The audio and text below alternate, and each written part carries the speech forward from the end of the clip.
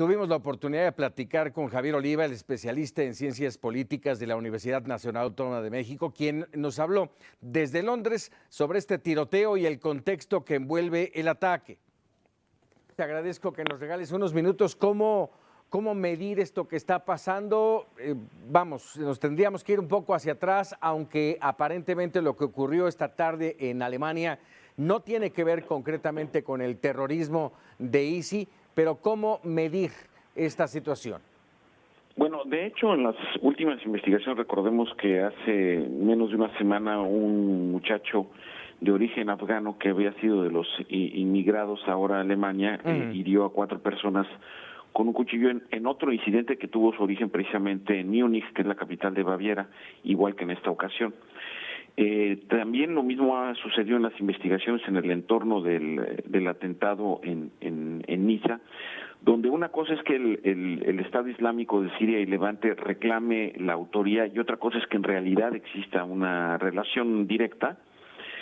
Hasta el momento ni en el caso de Niza ni en el caso del muchacho afgano se ha logrado demostrar esta relación directa. Así es. Por lo que hace al todavía no calificado atentado de hoy, ya hay contabilizados o aceptados por la policía 6 muertos.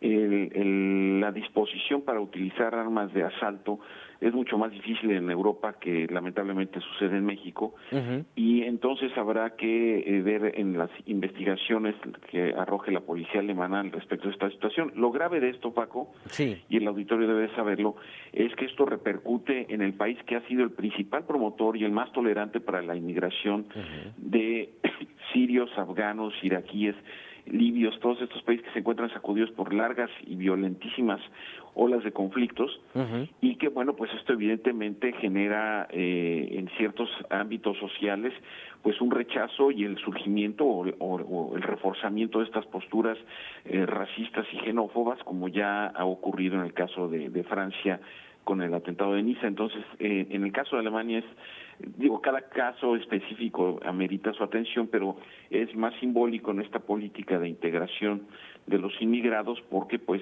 esto vuelve a poner en tela de juicio para algunos sectores conservadores y ultraderechistas la política del gobierno de Angela Merkel. Así es. Justamente en este entorno de lo que estás mencionando, Javier, el tema de Niza también fue un inmigrante, y yo quisiera preguntarte si la migración finalmente está cobrándole factura a Europa.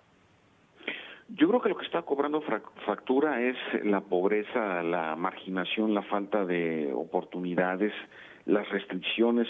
Hace poco leía un artículo muy interesante de un filósofo francés, Bertrand Lévy, en donde dice, bueno, si finalmente también los franceses no tenían mucho que ver con estas medidas de prohibir el velo en lugares públicos o en las calles, es decir, ciertos lineamientos restrictivos a la práctica del Islam, ¿no? Entonces, me parece que también es una carretera de ida y vuelta. Sé que es anticlimático decirlo, de ninguna manera es justificarlo, pero sí tiene explicación. Entonces, en esta lógica, si vamos viendo los patrones sociopsicológicos de quienes han sido los perpetradores de estos criminales actos, veremos que hay algunos denominadores comunes, como son la marginación, de alguna manera trabajos mal remunerados, por la otra parte también ciertos desequilibrios emocionales o abiertamente psicológicos. Entonces, también es importante ver con detenimiento, con un poco de sangre fría, lo que sucede, digámoslo así, del otro lado, para poder tener un punto de vista más objetivo y más articulado. Yo creo que finalmente todos estos migrantes no son sino procedentes de antiguas colonias inglesas o francesas o belgas, por un lado, y por el otro también son países que se encuentran inmersos en tremendas guerras intestinas o guerras civiles como la de Siria, y que pues de alguna u otra manera los países de Occidente tienen mucho que ver con la situación.